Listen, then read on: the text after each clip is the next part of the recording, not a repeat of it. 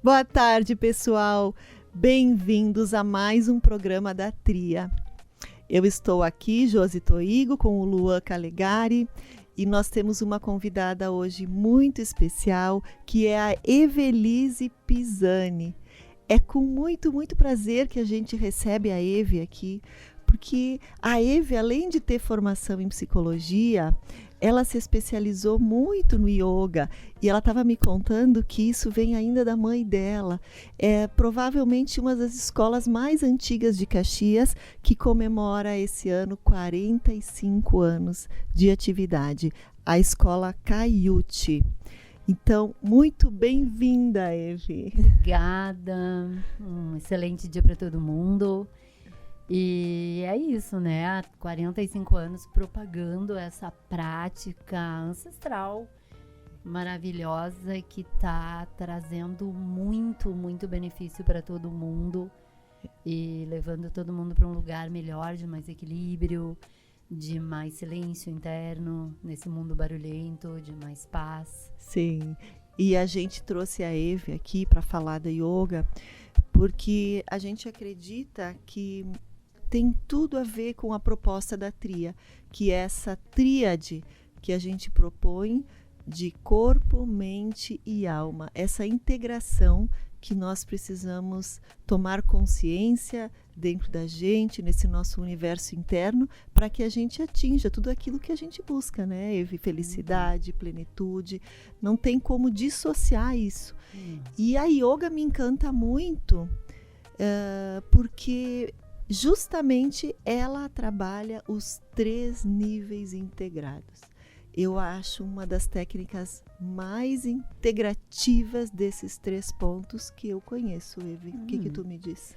Não tenho dúvida, né? Ele, pelo que a gente vê, pelo que eu vejo na minha prática pessoal e pelo que eu vejo de resultado e de resposta dos alunos nesse lugar de integração, é impressionante. Eu não conheço outra técnica que gere essa conexão de uma forma tão palpável, sabe? Tão robusta, tão nítida. E por alguma razão a gente acabou dissociando um pouco essa ideia, essa conexão corpo-mente. Mas não existe isso. A mente, corpo tá sempre junto. Você não tem como separar. Sabe? É a ideia de que aquela mente não tá ali naquele corpo naquele momento.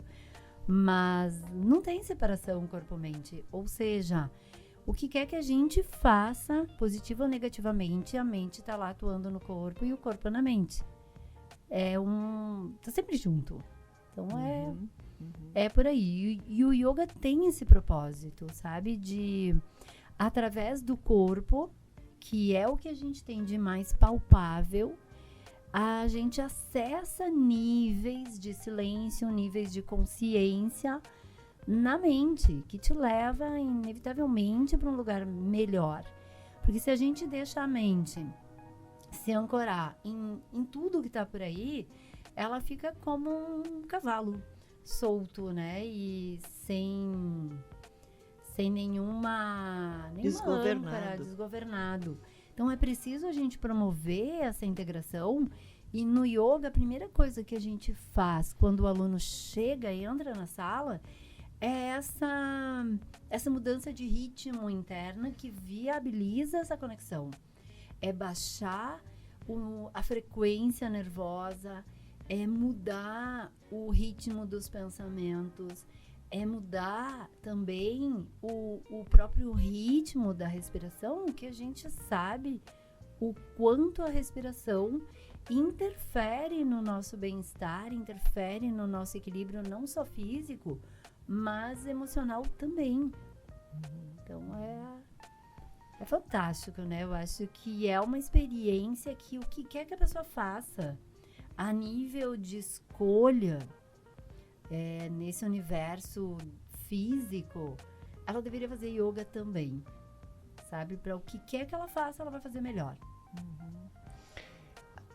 Para mim, ela atendeu muito em momentos da minha vida em que eu estava muito confusa, com a mente muito barulhenta, sem uma sensação de descontrole, de não saber o que fazer. Quando o mundo externo te puxa muito, a gente começa a se sentir descontrolado, né, Eve? E a sensação que eu tive com as experiências é de centramento, né? Ontem a gente teve a oportunidade, eu e o Luan, de fazer uma aula com a Eve na escola. Nós amamos, mão. Foi fascinante. E muitas coisas que nós temos na nossa vida, nas nossas memórias, elas ficam marcadas no nosso corpo. A nossa história toda de vida, ela fica marcada em cada músculo, em cada, nas articulações, e a gente vai enrijecendo, endurecendo, não só nas questões da mente, da personalidade, mas a gente vai enrijecendo o corpo. E eu posso trabalhar essa mente para essa flexibilização, mas eu posso fazer o caminho inverso, trabalhando o corpo para flexibilizar essa mente. Então, as posturas do yoga vão fazendo justamente esses desbloqueios dessas, que eu penso, depois a Ivy confirma para mim, dessas marcas, desses traumas, dessas dores emocionais ou físicas que ficam ali impregnadas no nosso corpo. Eu tô certa, Eve? O nosso corpo, na verdade, como o nosso corpo é hoje, ele é um showroom de tudo que a gente já viveu. Tá tudo tatuado no corpo. E numa aula de yoga, a gente quer trazer tudo que por alguma razão a gente não teve condições de lidar, seja numa ordem física mesmo, ou até emocional, a gente colocou para baixo do tapete. E esse debaixo do tapete não existe, porque ele vai se manifestar em alguma outra área desse corpo. Então a gente tenta trazer tudo para fora, né, o que está no corpo, para que a mente e o corpo juntos possam fazer essa elaboração que a psicologia faz também. Desbloqueio, né, Eve? Exato, porque o que a gente quer em essência? Todo mundo quer viver muito. E bem. Todo mundo, ninguém quer viver pouco. Viver muito implica em envelhecer. Envelhecer do jeito que a gente vê hoje, a gente vê centenários, a gente vê gente muito idosa, mas vivendo muito mal. E esse trabalho todo, nesse lugar a gente diz que o yoga é sempre mental. Porque a gente precisa, para acessar esses níveis de consciência que te levam a uma vida mais plena, você precisa de um corpo que te sustente por muito tempo, porque isso não é uma tarefa para uma semana, para um mês. É algo para muito tempo. Então, você precisa de um corpo forte que sustente essa mente forte que quer te levar para uma experiência de plenitude lá na frente. Então, essa é a ideia do porquê que o yoga trabalha o corpo. Por que a gente começa pelo corpo? Sim. Né? Justamente por isso. E eu acho, Eve, que quem desconhece a prática nem sabe muito dessa associação do corpo com a mente nesse trabalho, né? Pensa que é mais como se fosse uma espécie de exercício físico de alongamento, né? Uhum. E não é nada disso, é muito, muito mais complexo e íntegro. É visto hoje como uma prática mais mística até o yoga, um exercício tipo, não vou lá meditar, as pessoas falam. Mas é o entrar em contato consigo mesmo, né? E muitas vezes eles mostram através, porque o corpo é o reflexo da mente, né? Não dá pra fugir disso. E eles nos mostram algumas áreas que doem, que a gente às vezes esconde bem para baixo do tapete, né? Umas partes de nós que a gente mesmo não quer ver. Exatamente. Sabe que eu tenho uma situação que mexeu muito comigo, numa experiência que eu tive num momento que eu estava praticando. Sempre que eu ia fazer a ponte, Eve, eu não conseguia fazer, sendo que quando eu era criança eu fazia muito, né? E eu tinha vontade de chorar. toda vez que eu fazia a ponte, além de eu não conseguir, eu sentia uma vontade de chorar. Mas eu dizia, meu Deus, o que é isso, né? O que está acontecendo comigo? O que tem a ver? E aí eu fui insistindo, eu fui pesquisar um pouco o que era a ponte, né? O que ela estaria desbloqueando em mim. E eu fui persistindo nela. E eu me lembro que o dia que eu consegui, foi tão fantástico, porque eu não fiz uma pontezinha, eu fiz a ponte. E aí sim, eu desatei chorando, porque eu não sabia o que estava desbloqueando, mas que eu senti me libertar de algo que estava me aprisionando de alguma forma, e que isso, olha só, além de ter libertado o meu corpo, também libertou talvez algum trauma, né, Evi? Com certeza. Ele pode, muitas vezes ele vai trazer essa experiência de uma liberação, de uma libertação de um trauma, e às vezes é uma memória lá da infância, né, daquela mãe dizendo, cuidado, porque a ponte envolve o pescoço. Cuidado, não faz tal coisa que você vai quebrar o pescoço, né? Tem alguma memória. É uma coisa boba, mas que de repente tá ali influenciando em vários aspectos da tua vida. E aí, ok, uma posição de yoga, ela pode trazer essa liberação.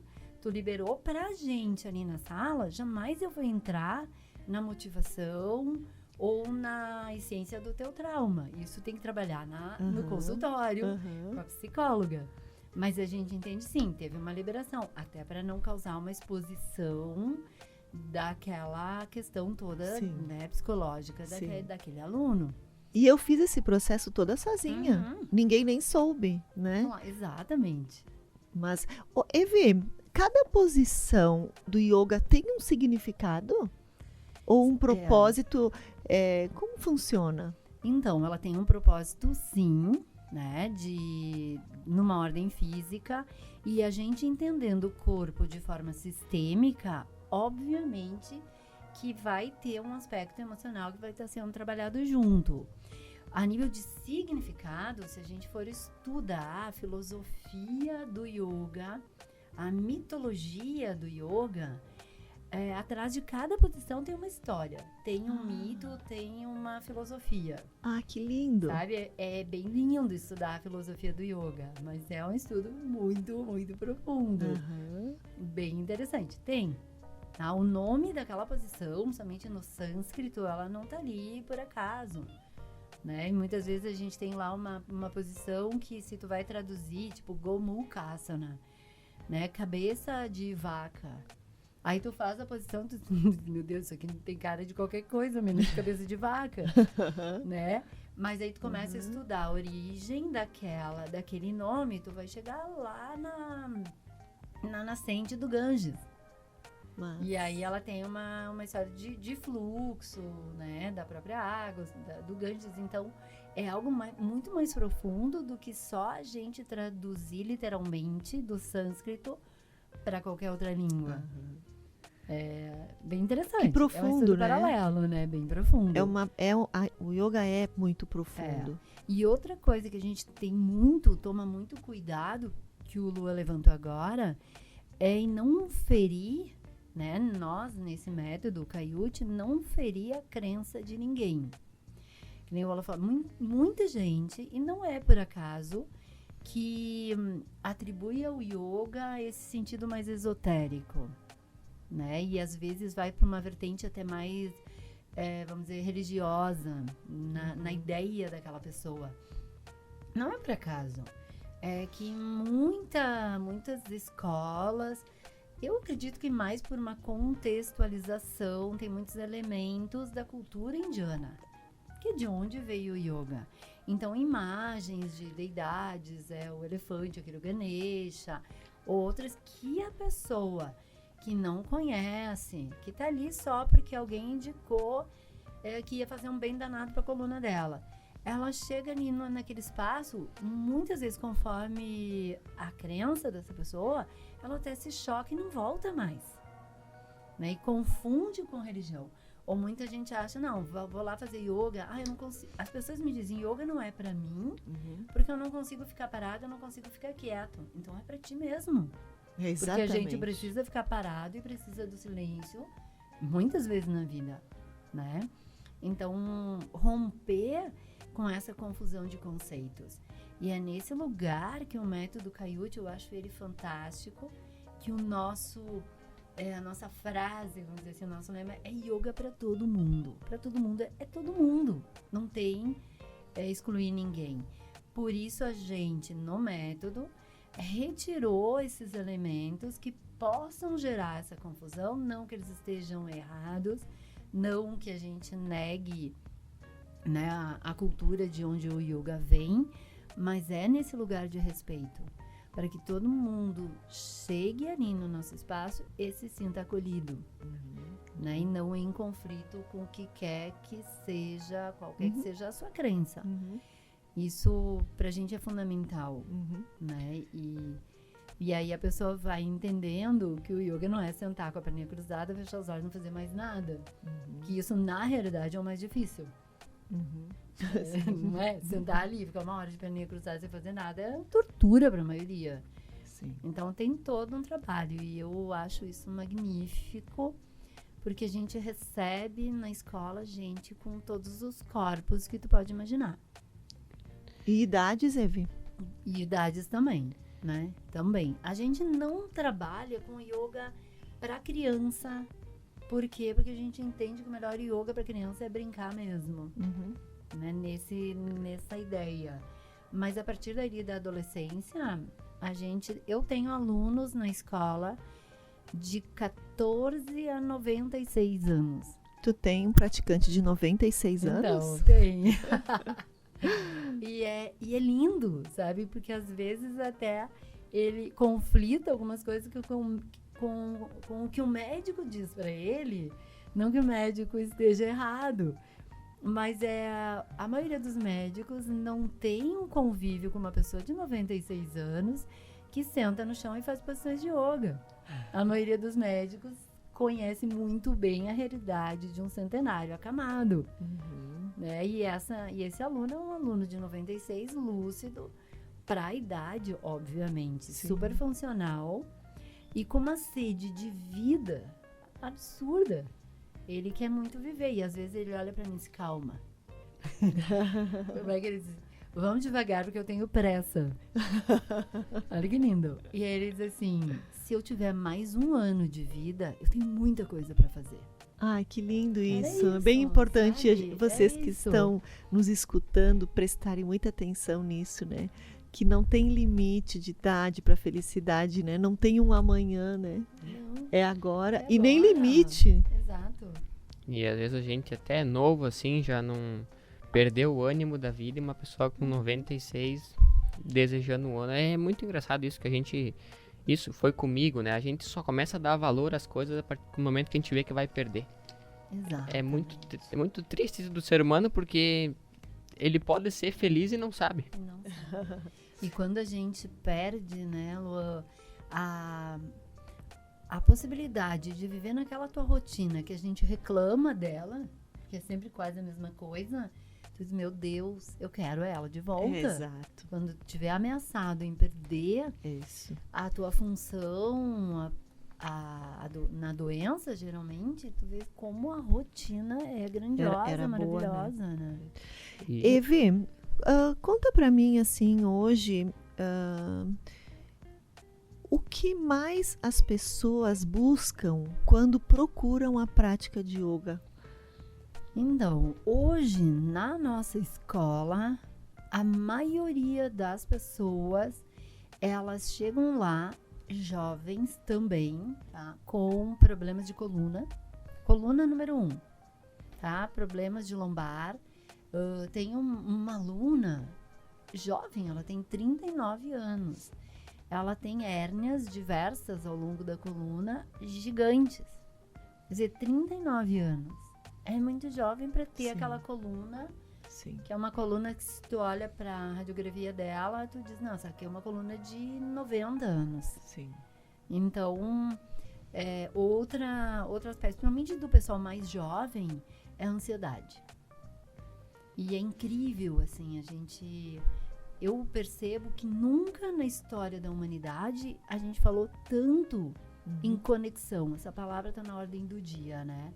Estamos conectados com o mundo todo, na hora, né? No tempo, no agora, e nunca estivemos tão desconectados de nós mesmos. Sim. E o Luan levantou assim, agora a gente às vezes não percebe que tudo que a gente tem é mais do que suficiente motivação para ser feliz. E hoje eu recebi essa informação ontem, alguém comentou, então não tenho a fonte, mas que o planeta Terra nunca esteve tão depressivo. Que os índices de suicídio nunca tiveram tão altos a nível de planeta. Eu percebo isso, tipo, porque com essa questão de a gente estar conectado com todo mundo, menos com a gente mesmo, isso não tem como dar certo, porque cada um tem um tesouro incrível dentro de si para se sentir com vitalidade, para se sentir com autoestima, para se sentir feliz o dia inteiro.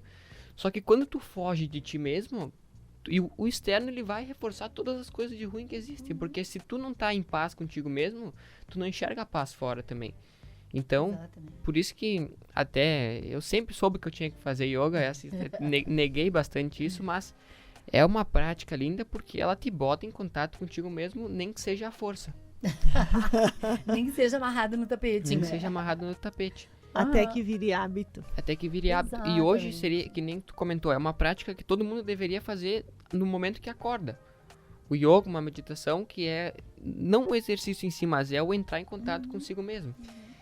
Eu acrescentaria, Eve, essa desconexão, a desconexão que nós estamos tendo um com os outros. Exato. Apesar de estarmos conectados por outros caminhos, aquela profundidade das relações está se perdendo.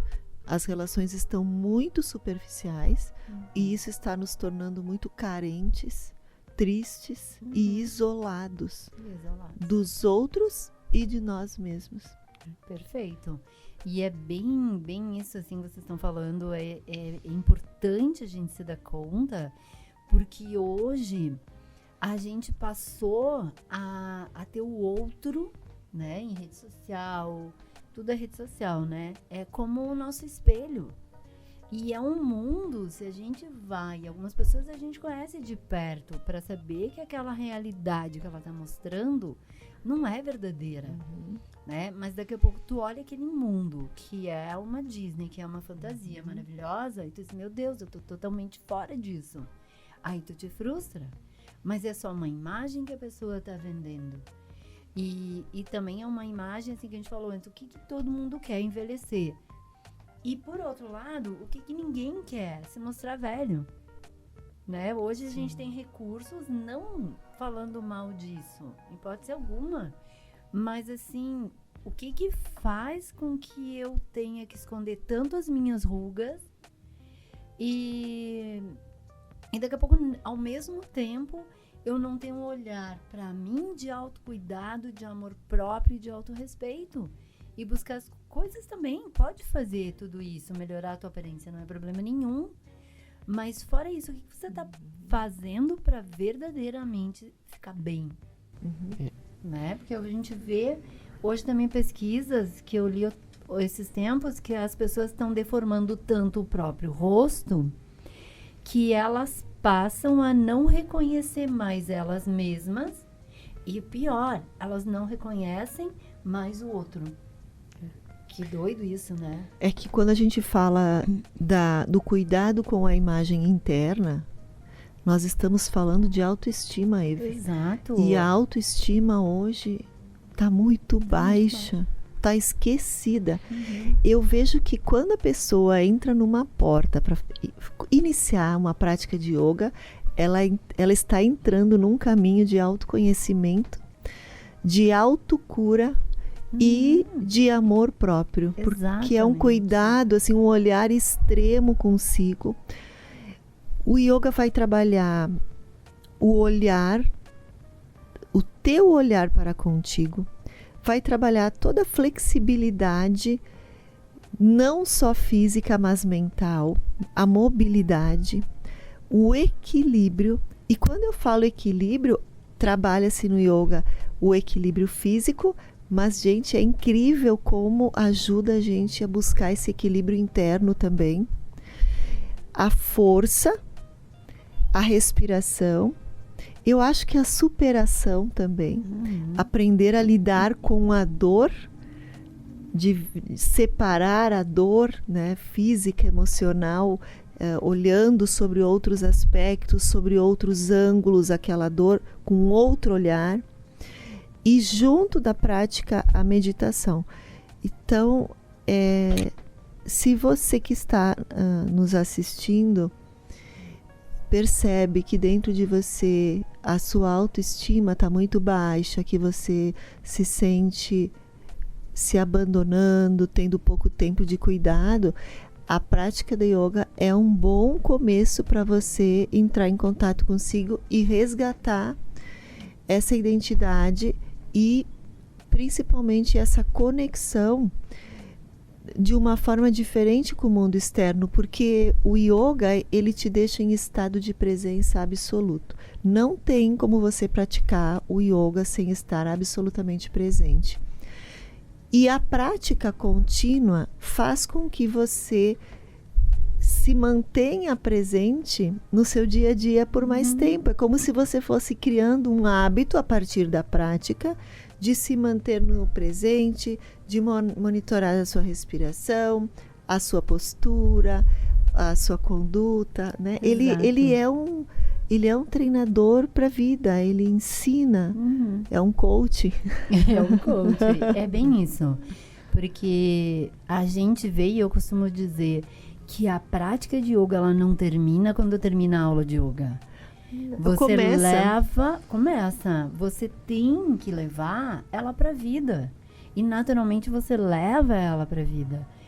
Porque até o início da nossa conversa, dias atrás, foi em cima de níveis de consciência, né? Linkando o yoga com essa ideia de expansão de consciência. E aí a gente fala, mas peraí, o que é expansão de consciência? Expandir a consciência para quê?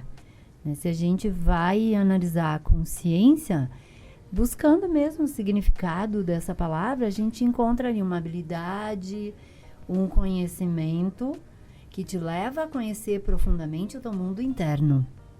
Mas para que eu quero isso?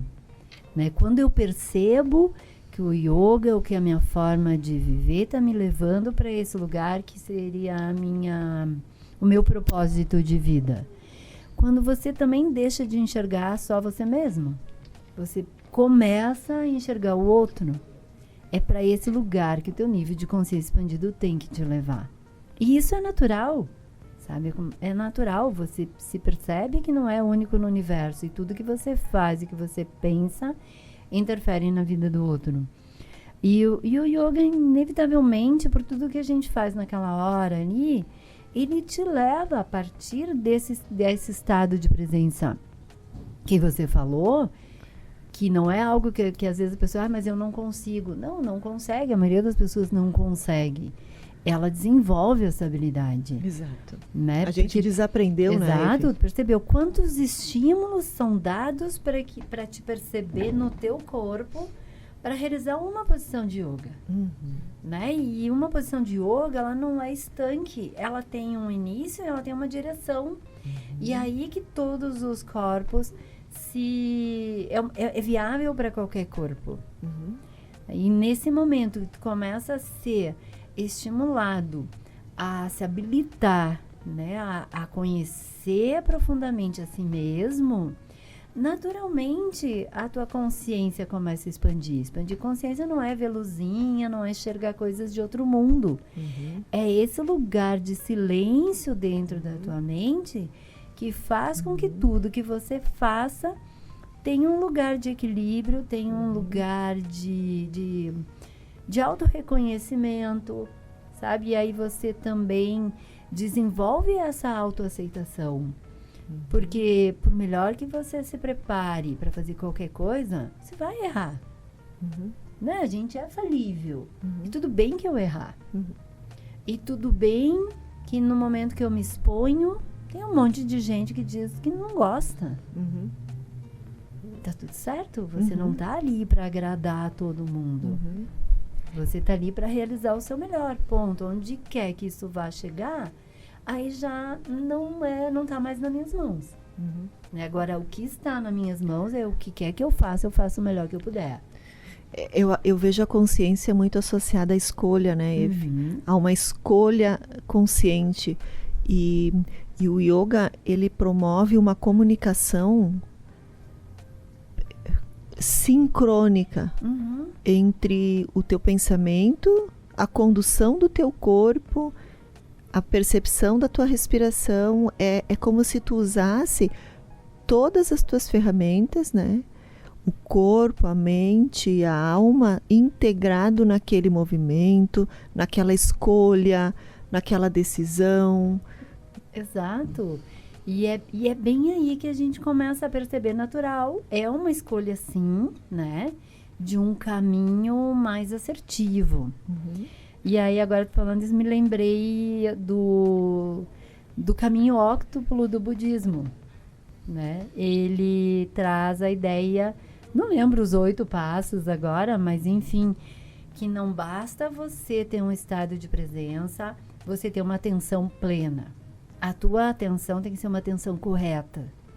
Porque eu posso ter atenção plena e focar minha atenção em um monte de bobagem. E tá super focado no mal. E estímulos não faltam. Verdade. Né? Então, assim, não basta ter atenção. A atenção, o foco tem que ser o foco correto. E daí, a partir daí, tu vai sendo levado para uma fala correta, que é aquela fala que não causa dor ao outro. Porque não adianta tu ser o super sincero e tá machucando as pessoas, né? E de repente uma verdade pode destruir uma pessoa. Então é melhor que ela não receba essa verdade, que ela receba a tua compreensão, a tua atenção correta para que ela se fortaleça para poder lidar com essa verdade.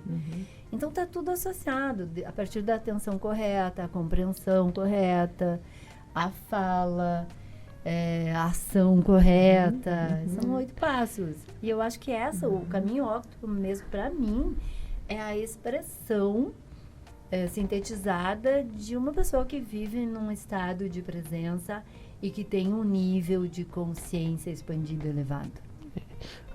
Jesus Cristo fala naquele livro Carta de Cristo que a gente adquiriu a consciência agora nos últimos tempos, mas a gente pode escolher ela usar a favor do nosso ego ou usar pro amor. Exato. E se tu usar a favor do teu ego, tu vai, além de destruir a ti mesmo, tu vai destruir as outras pessoas, né? E provavelmente, né? Provavelmente tu vai cair na solidão. E voltando agora na questão da autoestima, né? Hoje em dia, se tu vai tentar buscar autoestima pelos outros, tu tá ferrado, porque as outras pessoas não têm autoestima também. O que uma pessoa baixa autoestima faz com as outras pessoas? Diminuir pra se sentir alguém. Então, se tu tentar buscar autoestima fora, tu nunca vai conseguir. Agora, se tu buscar autoestima dentro de ti, se autoconhecer, tu vai ver o quanto tu é capaz e quantos tesouros incríveis tu guarda dentro de ti, que vão te fazer tu se sentir a pessoa mais incrível do mundo. Só que para isso precisa do contato consigo mesmo. Sim. Se tu tentar buscar fora, principalmente hoje em dia, com rede social, com tudo, que nem a Eve falando nisso, tu vai abrir, por exemplo, um Instagram, as pessoas têm uma vida perfeita. Como é que tu vai encontrar a tua autoestima numa vida perfeita de uma pessoa que ela mostra a vida irreal, né? Exato. Então, o contato consigo mesmo é a coisa mais importante da vida e é a coisa que mais a gente tá perdendo hoje em dia. Exatamente. E eu me lembrei agora na tua fala uma frase, acredito que seja de um mestre indiano, que ele diz justamente, né?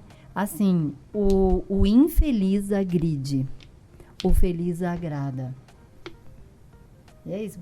Porque que eu vou considerar, às vezes, tudo que uma pessoa me diz, que é fruto de tudo que ela acha dela mesma e despeja em mim como uma verdade. Né? Se eu estou enxergando que aquela pessoa tem sofrimento. Então, no máximo, ali, no mínimo que eu posso fazer é não reagir, deixar entrar, passar. E se eu puder dizer, olha, quem sabe que você procura uma terapia.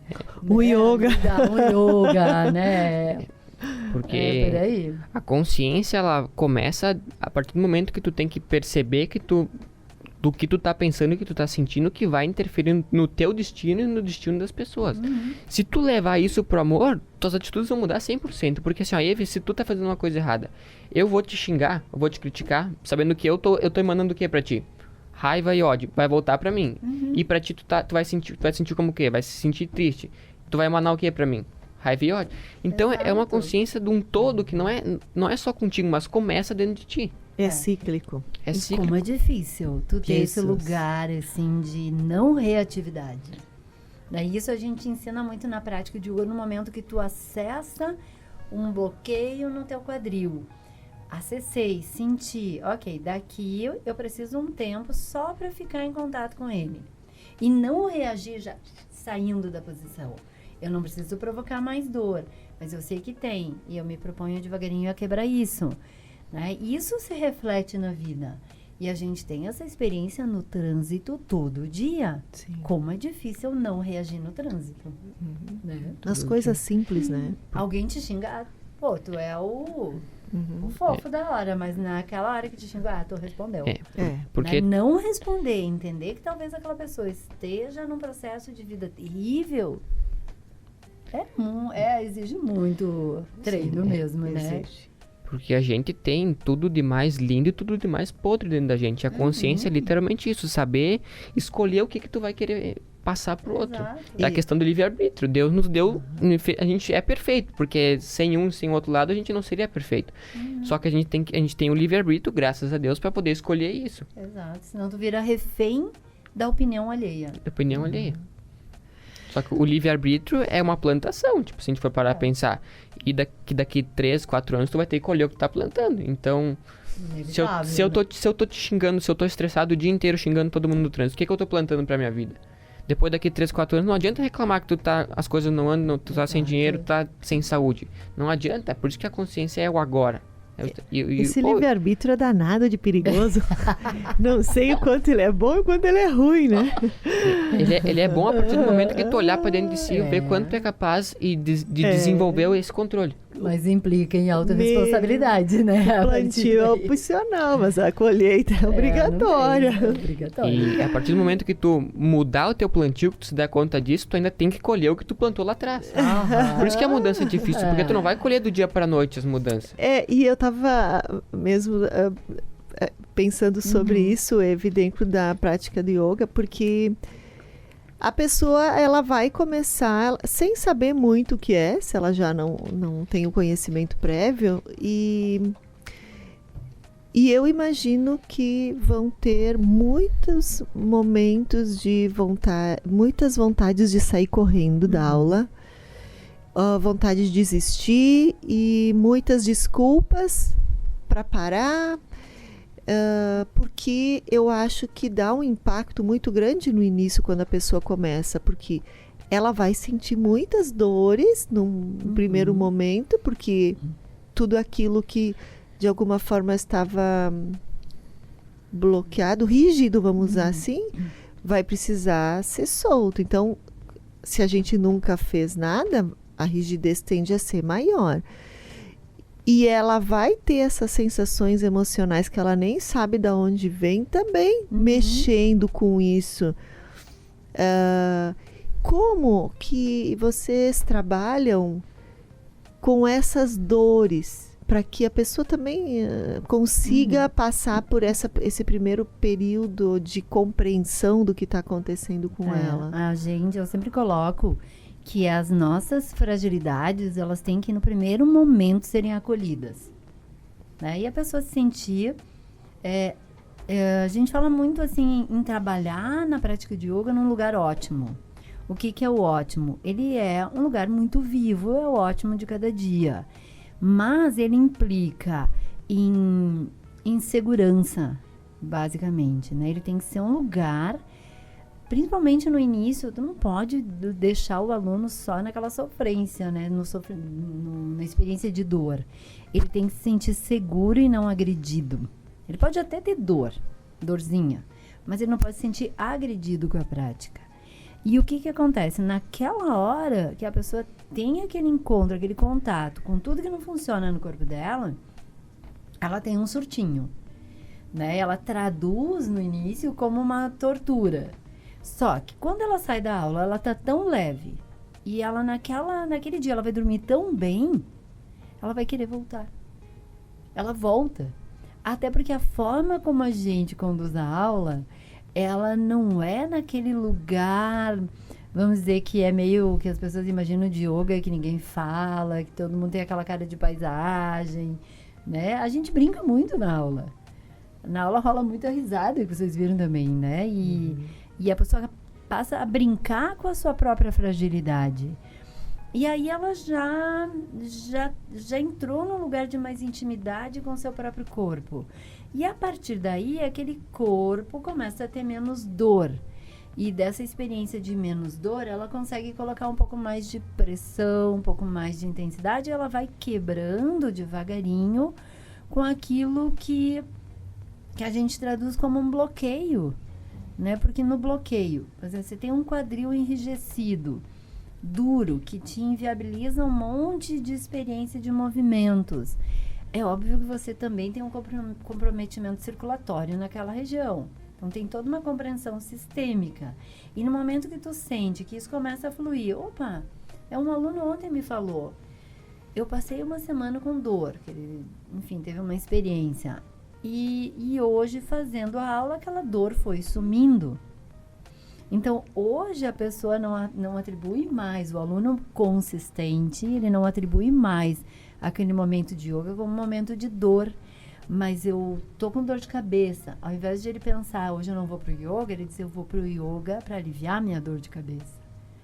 Né? Eu tô me sentindo esgotado, cansado, tudo que eu quero é ir para casa e tomar banho, mas antes eu vou lá descansar no yoga. Porque a gente passa também para o aluno que ele tem que olhar para o seu tapetinho como um lugar de alívio. Alívio da sua irritação, alívio da sua dor, alívio da sua ansiedade, alívio do seu cansaço. Como o seu momento. Como o seu momento, é um momento de autoencontro. Autoencontro com aquele eu do jeito que ele está naquele momento. E é uma experiência incrível, como eu te falei. No momento que tu sai da aula, ufa, tudo aquela carga não tá mais em mim, onde está não sei, mas eu tô me sentindo leve, eu quero isso de novo. Fala um pouco dos resultados que você observa. Olha, me veio agora em mente uma aluna que chegou para mim já faz alguns anos, que ela tinha todo um comprometimento na sua mobilidade. Tanto assim, ela chegou, se eu tô sentada numa cadeira de praia, eu tenho vergonha porque eu sozinha não consigo levantar. Uma pessoa jovem, ela chegou jovem hoje, é jovem, né? Tá na faixa dos 40 e poucos, 50 anos. Gente, isso é terrível. E ela vinha de uma experiência, assim, com outros tratamentos de mais de 8 anos. E ela chegou, o problema dela, que nem eu sempre brinco, gente, eu não faço milagre, o método não tá nesse lugar de milagrinho. Mas no momento que você tem alívio e você tem a sua mobilidade de volta, é o que você quer. E aí, depois de um mês de yoga, ela disse, eu não tenho mais dor. E ela disse, eu me dei conta que para eu olhar para o lado, eu tinha que virar o meu corpo inteiro. E outro dia me chamaram na rua, eu virei só a cabeça, eu fiz uma espiral na minha coluna e eu não senti nada. E ela disse, eu comemorei, né? Então, assim, dentro do que a pessoa traz, eu te digo que a gente está, assim, próximo de 100% em alívio, em melhoras, mas, como eu falei, não tem mágica. Isso acontece. Quando? Quando você é um aluno que tem uma consistência na prática. Né? Tanto que as pessoas seguidamente me perguntam, tu podia me dar uma posição para a coluna? Tem alguma posição que eu possa fazer que vai resolver o meu problema de coluna? Infelizmente não, né? Não tem. Porque não é uma posição que melhora a tua vida, que melhora a tua coluna. A mágica tá na consistência. Não tem outro caminho. É isso que vai levar a pessoa a melhorar no que quer que seja. Ai, uma prática respiratória para ansiedade. Não tem. Tá? E ela leva isso pra vida toda, né? Tem assim, você ter uma prática consistente, conhecer a tua própria respiração, como ela funciona quando você está com ansiedade. Como você desmonta esse modo simpático tônico de ser, né? É isso que tu tem que aprender. E as pessoas estão pedindo muito isso no imediatismo, né? A cura fácil. Teve umas publicações que eu fiz sobre ansiedade e falando sobre ansiedade, e o que as pessoas me pediam era me dar alguma técnica que me tire a ansiedade, né? Para te tirar a ansiedade, tu tem que ter uma mudança de identidade.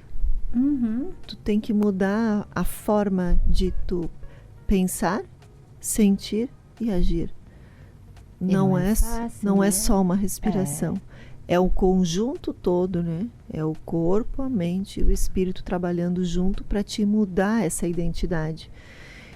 E mesmo que essa pessoa vá por uma dificuldade no quadril, o quadril está muito associado à flexibilidade, né? Sim. Dentro da personalidade. E ele tem uma carga emocional grande, né? Muito grande. Então, de nada vai adiantar só a prática de yoga se não tiver essa consciência sendo trabalhada ao mesmo tempo. Dessa flexibilidade em relação à vida, a si mesmo principalmente. A si mesmo. Né? Porque geralmente está associada às pessoas muito autocríticas. E aí sim, aí você vai mudar o conjunto. Aí as dores não fazem mais sentido de existir. Não. E a gente vê nesse lugar do imediatismo um escapismo, assim. Ao invés de eu ir lá e fazer um ano de yoga para ter esse alívio, não, eu não me dou esse tempo. A pessoa corre para a farmácia. Então, ela deixou, né, simbolicamente, na ilusão dela de ser refém daquela ansiedade, passou a ser refém da farmácia. Quer dizer, a ansiedade está ali. Ela só foi apagada. Igual quando o motor do carro aquece, você vai lá, em vez de resolver o problema, desliga a luz, né? Que daí tu pede o argumento, eu sou ansioso, tu não pode mais se esconder, daí se tu resolve o problema. Mais, a luzinha tá apagada, né? Mas essa ansiedade, ela vai aparecer no corpo. Exatamente. O remédio não vai tirar ela. Não. A tensão do corpo. Tu vai refletir. As dores vão ir para o corpo. Nunca tá no externo a nossa cura. Não deixa de ser um reflexo, né? Que volta para dentro do corpo e mostra, que sinaliza para ti o que não tá legal, né? É um sinal de que volta e olha só, aquela ansiedade não passou, tá? Eu continuo aqui, agora eu tô aqui, nesse lugarzinho, é melhor tu parar pra pensar. Ou aquele lugar de uma resposta, assim, conformista, sabe? Vai ver que é o meu karma. Ok, vou ficar no sofrimento porque esse é o meu karma. Sim, é hereditário. Não vamos discutir isso. A culpa é dos outros. Eu sou refém, eu sou uma vítima.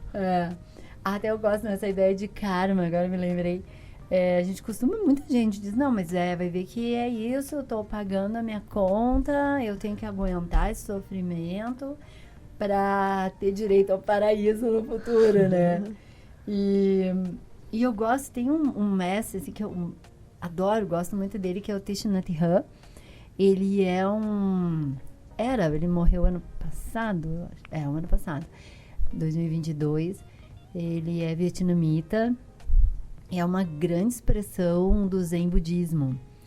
E aí eu gostei da tradução que ele fez de karma. Ele disse, o karma não é uma coisa assim, ok, eu fiz isso, eu fiz essa ação é errada, é ruim, eu causei dano para muita gente. Porque não tem mais o que fazer com isso. Eu cometi esse erro. E agora eu vou ter que pagar na mesma moeda, né? Então, alguém vai ter que fazer isso comigo e me resta só o sofrimento. E ele disse, não é assim o karma. A gente tem que ver o karma como um caminhão carregado de pedrinhas. você pode, com as tuas boas ações, tudo bem que tu faz, esse caminhão é o teu karma, ele vai ser despejado em cima de ti. Isso é fato. Mas pode ser uma pedrinha por vez, né? E isso tu consegue com todas a mudança nesse lugar de reforma íntima, de escolhas que você falou, corretas, ter esse bônus de esse caminhão todo ser descarregado pedrinha por pedrinha e não todo de uma vez só. Então eu acho bacana esse lugar de compreensão do karma, né? De como, vamos quitar esse boleto, ele pode ser parcelado muitas vezes. Aí fica muito fácil. Parece que se a gente ficar só remoendo a culpa, vai aumentar as pedrinhas, né? E não resolve, não aumenta, né? E tu tá ainda fazendo mal para as pessoas. Vai aumentando tuas pedrinhas. Dá para usar as pedrinhas para construir algo. Para construir algo. Já pensei nisso na hora. Vou pegar essas pedrinhas, vou começar a empilhar e quem sabe, ela né? vai vindo devagarinho, ela vem. Faço uma casinha. Exato. Tudo é percepção, né, Eve? Tudo é como você enxerga a si mesmo, o outro, a vida, seu corpo, a vida, né? Porque se tu enxerga a vida de uma forma extraordinária, uma forma linda, uma grande oportunidade, tu não vai escolher viver dopado por um remédio para abaixar a tua ansiedade.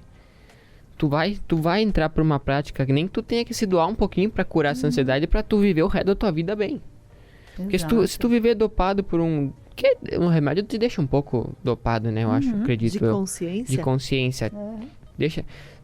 Poxa, cara, tu tem uma vida inteira pra viver, se, né, tu tiver a sorte de acordar no dia seguinte. E tu vai querer viver esse teu dia, essa oportunidade meio dopado? Não, né? É que alivia a dor.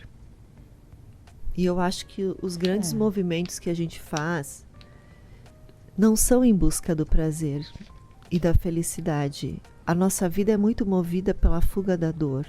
Muito mais do que pela busca do prazer. E se eu quiser fugir da dor, o tempo todo eu não vou saber fazer a leitura do que ela está me ensinando, do alerta amigável que está me trazendo como informação, através do meu corpo ou através das situações de vida que eu vou passando. E eu perco uma grande oportunidade de crescimento. E a gente sempre tem duas forças que podem nos mover na vida. A busca pela felicidade ou a fuga da dor. Em todos os movimentos e escolhas que a gente faz.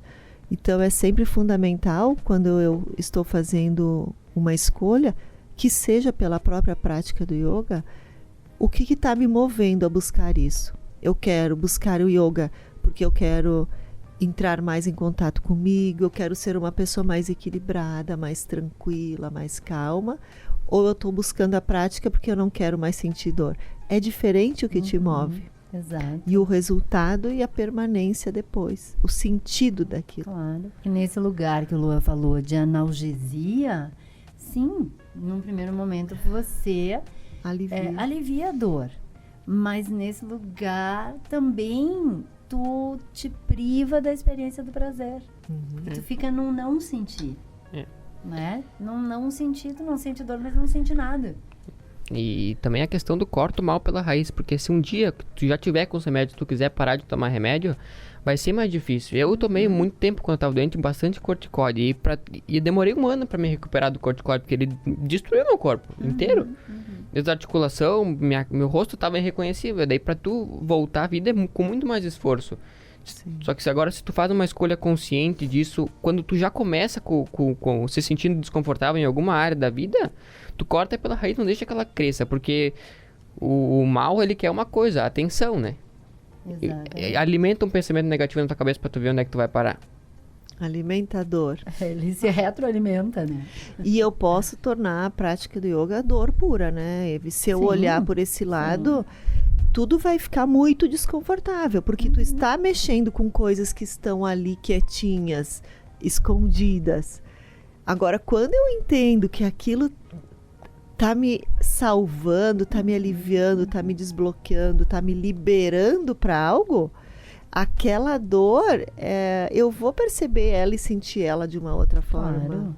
Às vezes a gente até olhando para trás, tu vê que aquela dor foi uma alavanca para uma experiência de vida muito mais plena, né? Te levou a essa experiência melhor. E eu acho que deveria pautar as nossas escolhas, né? Sim. A felicidade, a própria experiência da felicidade. Já é um bom propósito de vida, não é, Eve? Nossa, muito. As pessoas ficam buscando de forma alucinada um propósito de vida. Eu digo, mas tem um tão simples. Seja feliz. Seja feliz. E a gente só, como o Lua falou lá no início, a gente se dá conta que a gente já era. Se diverte. Teu propósito de vida é se divertir. Exato. Tu não tem que fazer uma empresa bilionária, não tem que tu tem que se divertir. Se tu te divertir, a empresa bilionária ela vem como consequência.